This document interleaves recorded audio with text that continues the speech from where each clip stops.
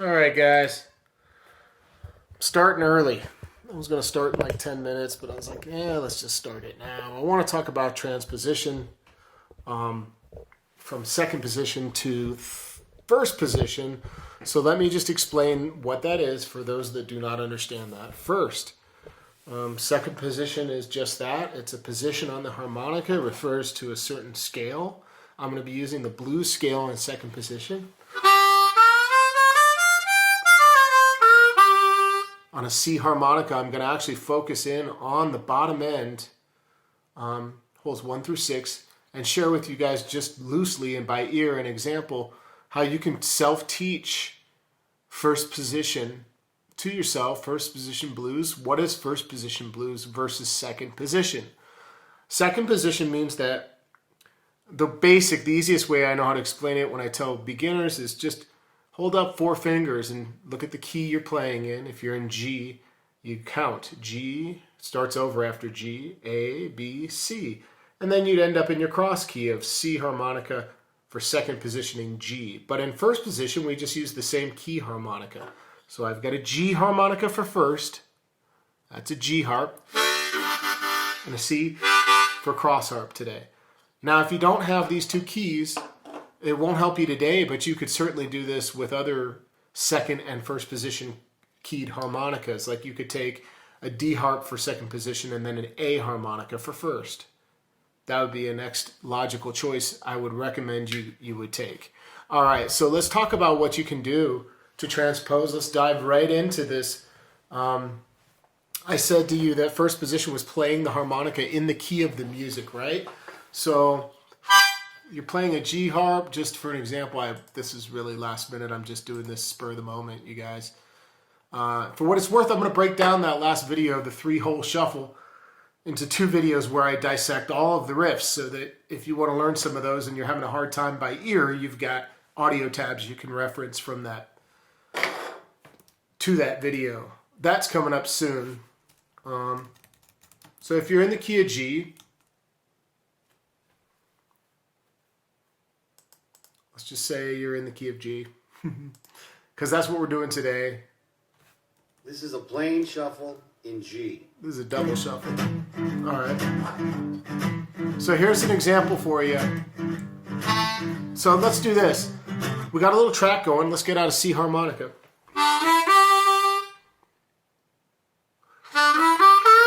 Let's all play this on a C harp. That's 1 draw, 2 blow, 2 draw, 3 draw, half step bend.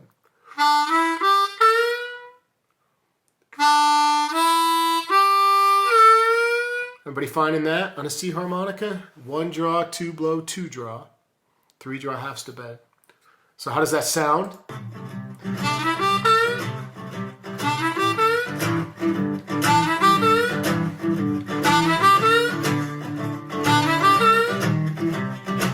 Something interesting is we're going to transpose that to first position.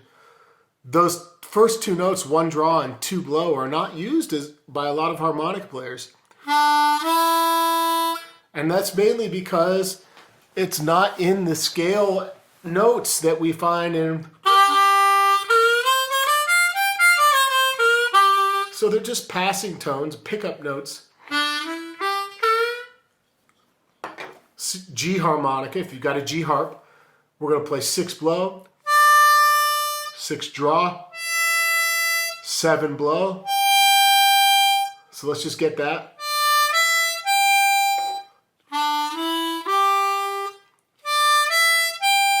Now we're going to go to 8 blow bend to 8 blow. Whoops.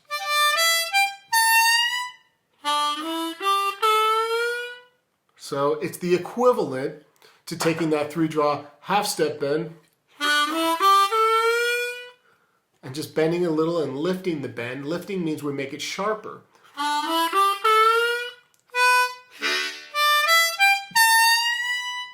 So let's talk about this 8 blow. The 8 blow becomes a really important part of first position. It contains that minor third.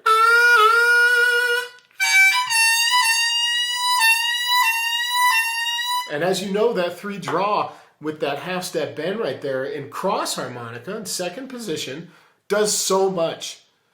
So just take this with me for a minute on the C harp.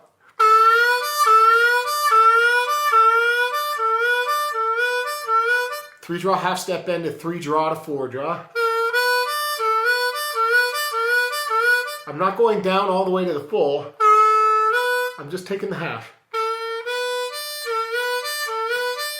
So take your 8 blow bend. If you can't blow bend yet, yeah, I'll talk about that. If you can't blow bend, this will be challenging, but at least you're getting the reference for where these notes lay out. That's 8 blow bend. Play 8 blow and 9 blow.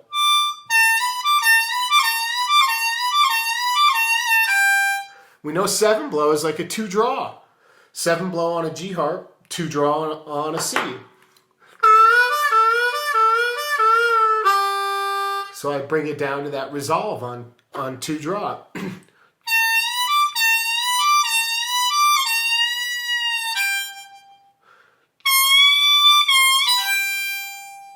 Let's start with this 9 blow bent. Everybody just play this with me. 4 draw bent on the C harp to 4 draw. 9 blow bend to 9 blow. Slide to 2 draw on the C harp. 9 blow to 8 blow, or 7 blow. Let me say exactly what I'm doing on this G harmonica. I'm playing 9 blow bend, 9 blow, back to 9 blow bend.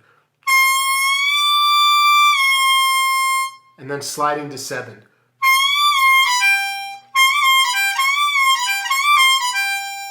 Four draw to 2 draw. So we bend the 4, we lift it to 4 draw, back to 4 bend and 2 draw. All right.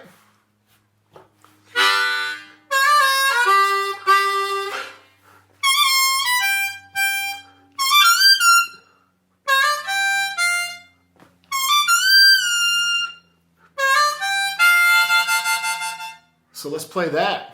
4 bend, 4 draw on the C harp.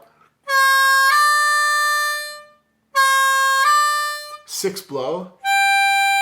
5 draw.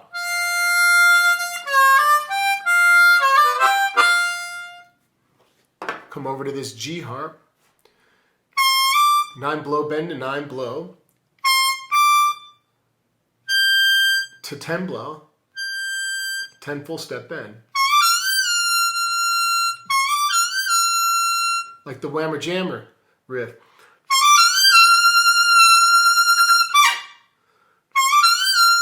Just take that.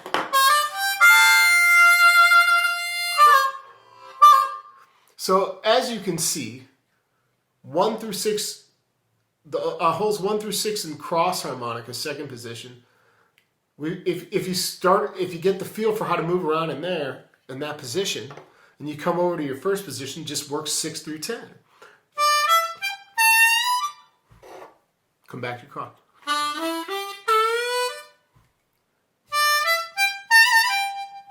Hey, thanks a lot for checking that out. The pattern recognition lesson is totally supportive of what we're doing here.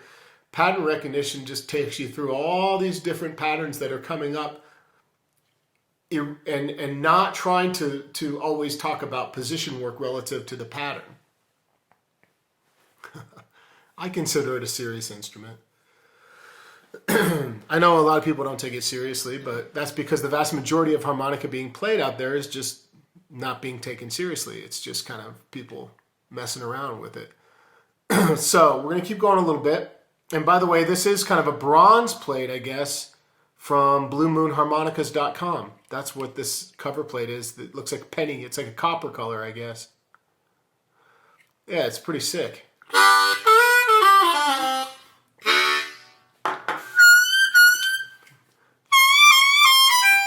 So remember that 9 to 7 is like 4 to blow is like 4 to 2 draw.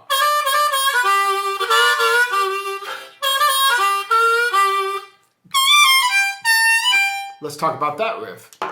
Let me play it real slow. Try to ear train this. Starting on 4 bent.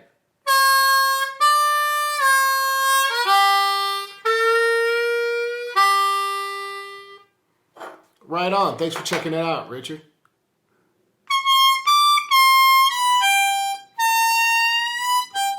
Now look, I get it. I know that there's a lot of people that might be watching going, this is good information, but I can't play the notes you're playing. Sometimes in the learning process, you receive information before you're ready to process it. But if you stick with it and just listen and follow along and do your best, you find that as you build skill, you are going to have the information needed to apply the skill that you've built. So it's worth just following along a little bit. So back again on the C harp, I played 4 bend, 4 draw, back to 4 bend, slide to 2 draw, then grab the 3 draw half step.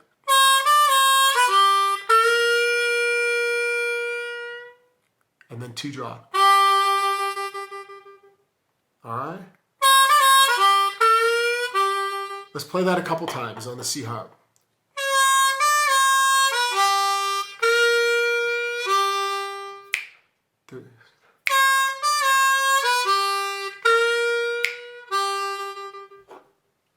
So again, I'm playing that 4 to 2, then grabbing the 3, back to the 2. All draw notes. Coming up to this first position on a G harp. 9 blow bend and 9 blow. We slide to 7.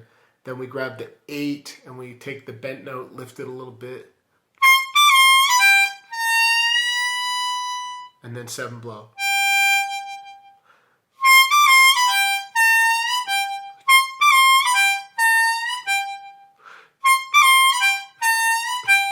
So notice, let me take a pause here. Notice that everything we're talking about, when I were blowing a harmonica on high notes, dry notes got stuck very easily. The only reason why I don't use first position. Hey, check it out. Overblows is the wrong term. That's for 1 through 6 blow. That's an overblow on 6. So overblows are 1 through 6. What you were referring to is blow bending, right? Too pathetic. Well, you can always sign off or not watch. That's always an option for you. So check it out. Blow bending is when you're up here on the top blowing and bending these notes. And most people, to answer your question, they get stuck and they get these reeds that jam up on them. Yes, this is supposed to be up later. You got it. Is because there's 2 reasons why notes pinch off on the top high end. And that's because you're putting too much air through it. You got to breathe real gently and coax the notes out. And make sure there's no tension in your jaw and lips. Like this. Because that'll cause that note. So relax all this and breathe from your diaphragm. So I wanted to point out that I'm talking about the most useful part of second position, 1 through 6. And then the most useful part of first position, 1 through 10. Or 6 through 10, sorry. You're welcome. Thanks for checking it out. So there's a lot more to discover, just for what it's worth. In first position, while you can play the entire harmonica, there's a lot to say on holes 6 through 10. So stick with that for a while, blowing mostly blow and blow bends.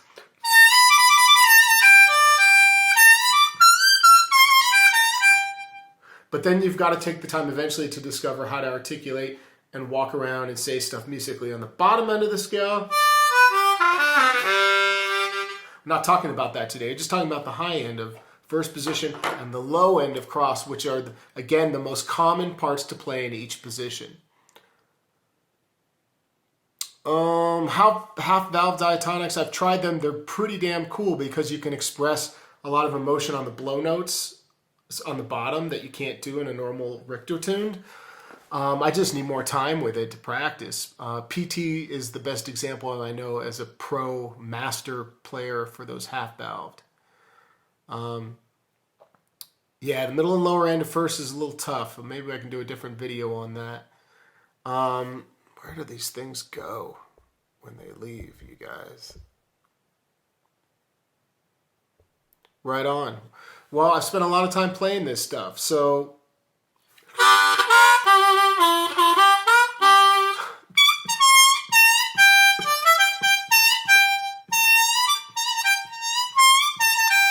I think you guys get the message today. Take what you know in second position on your cross key, bring in the first position key right there, a key harmonica for first position. So if it's a C for second, it's a G for first. If it's a D harmonica for second position, you'll need your A harp to do this exercise. I don't recommend going to many other keys other than those. Maybe D flat and A flat, and maybe B flat. I don't know. I just wouldn't want to use for first position too high of a key, because that's not how I'm using first position. It's best for G and A. Those are the most common keys to play first position. Sometimes I get crazy and use C. You can do it.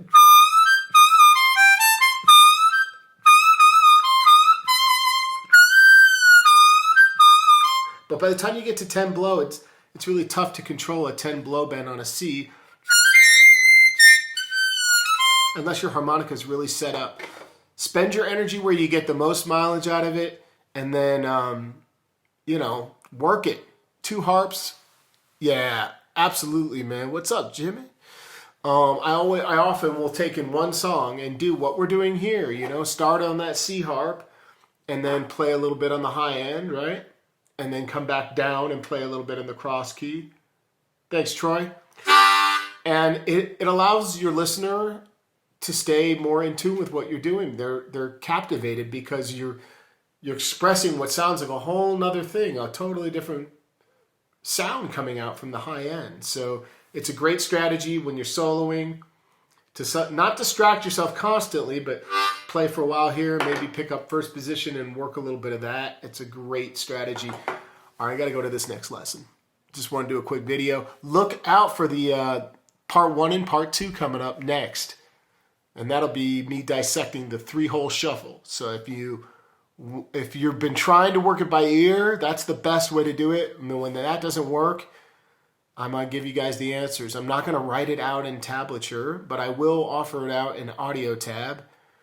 And there's still time to get in on the promotion that I'm offering for those that are joining the Global Blues Summit. So if you're planning on coming to the Global Blues Harmonica Summit on February 9th, you're going to be entered into this contest if you're already signed up.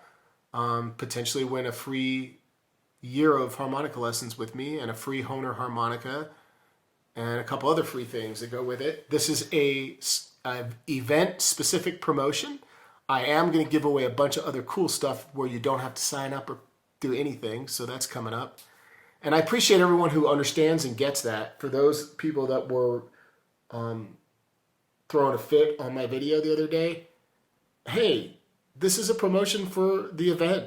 I'm allowed to do that. I give away plenty of stuff that you don't have to pay a dime for, and I give away information all the time on YouTube. So yes, it's specific to those signing up to the event, but I've got other stuff where you don't have to do anything. You can just show up and you'll get to enter in by doing something other than signing up. So for those that are coming to that summit, I look forward to seeing you there. All the information's here at blowyourharp.com. And the summit is an online, thanks for reminding me, Eric. The summit's an online event. A lot of people are wondering, where does it take place? It takes place on the internet. As long as you have an internet connection, you can join. All of the event teaching sessions are recorded, and you get those after the summit so you can watch them indefinitely, and you can get the handouts from the teachers to print out and keep on your computer. It's a pretty good deal. That's February 9th. That's all I got today. Thanks for tuning in to this video. I'll see you soon. Have a great day.